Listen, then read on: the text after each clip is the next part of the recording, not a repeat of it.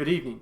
My name's the young man, and I'm standing in front of an apartment building that was just set ablaze by mostly peaceful protesters. This comes just one evening after two police officers gunned down another black man who was accused of breaking into an apartment right here behind me with a 12-gauge shotgun but otherwise unarmed, and according to the police report, threatened a young woman who lived there with rape and sexual assault.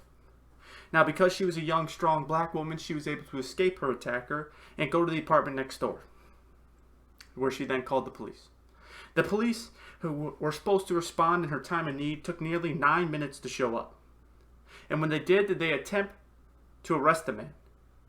No, they did not. Instead, they kicked down the apartment door and shot him dead.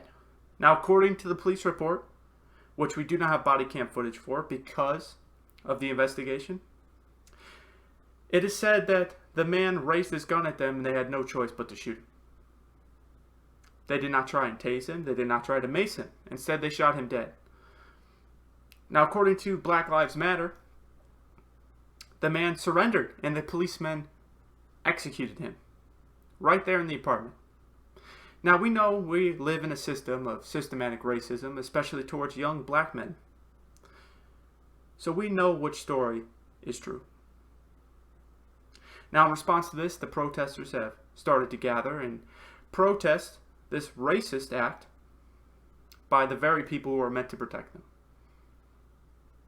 Now, Trump, instead of uniting the people, has divided us once again, calling these protesters rioters, saying that what they're doing is domestic terrorism and should be stopped by sending in the National Guard.